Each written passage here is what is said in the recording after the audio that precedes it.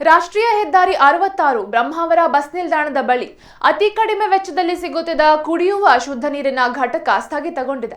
2014-15ನೇ ಸಾಲಿನಲ್ಲಿ ಉಡುಪಿ ಜಿಲ್ಲಾ ಪಂಚಾಯಿತಿ ಸದಸ್ಯೆ ಮಲ್ಲಿಕಾ ಬಾಲಕೃಷ್ಣ ಪೂಜಾರಿ ಅವರ ಅನುದಾನ, G Shankar family trust, Varamballi ಗ್ರಾಮ ಪಂಚಾಯಿತಿ ಮತ್ತು ರೋಟರಿ ಕ್ಲಬ್ ಹಂಗಾರಕಟ್ಟೆ ಸಾಸ್ತಾನಾಯವರ ವತಿಯಿಂದ ಲಕ್ಷಾಂತರ ರೂಪಾಯಿ ವೆಚ್ಚದಲ್ಲಿ ರಚನೆಗೊಂಡ ಶುದ್ಧ ನೀರಿನ ಘಟಕ ಆರಂಭದಲ್ಲಿ ಅನೇಕರಿಗೆ ಉಪಯುಕ್ತವಾಗಿತ್ತು. ಘಟಕದ ಅನತಿ ದೂರದಿಂದ ಬಾವಿಯೊಂದರಿಂದ ಪೈಪ್ಲೈನ್ ಮೂಲಕ ನೀರಿನ ಕೊಳವೆಯಿಂದ ಘಟಕಕ್ಕೆ ತಂದು ಶುದ್ಧೀಕರಣ ಯಂತ್ರದಿಂದ ಶುದ್ಧ ಮಾಡಿ ಶೇಖರಣೆಗೊಂಡ ನೀರನ್ನ ಪಡೆಯಲು 2 ರೂಪಾಯಿ ನಾಣ್ಯ ಹಾಕಿದಾಗ 5 ಲೀಟರ್ ನೀರು ದೊರಕುತ್ತಿತ್ತು. ದೂರದ ಹಲವಾರು ಪ್ರಯಾಣಿಕರು, ಪ್ರವಾಸಿಗರು, ಚಾಲಕರು ಮತ್ತು ಊರ ಜನತೆ ಕೂಡ ಪ್ರಯೋಜನ ಪಡೆಯುತ್ತಿದ್ದರು. ಆದರೆ ಇದೀಗ ಹಲವಾರು ಸಮಯದಿಂದ ಘಟಕಕ್ಕೆ ಮುಚ್ಚಿದ ಬಾಗಿಲು ಖಾಯಂಗೊಂಡಿದೆ.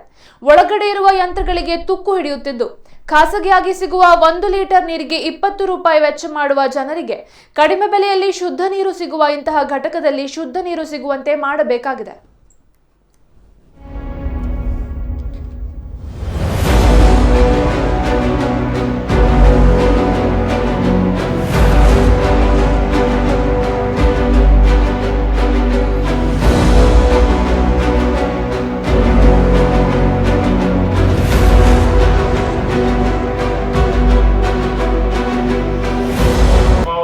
ಭಾಗದಲ್ಲಿ ಜಿ ಶಂಕರ್ ಫ್ಯಾಮಿಲಿ ಟ್ರಸ್ಟ್ನಿಂದ ಪ್ರಾರಂಭವಾದಂತಹ ಶುದ್ಧ ಕುಡಿಯುವ ನೀರಿನ ಘಟಕದಿಂದ ಈ ಭಾಗದ ಸಾರ್ವಜನಿಕರಿಗೆ ತುಂಬ ಸಹಕಾರ ಆಗ್ತಾ ಇತ್ತು.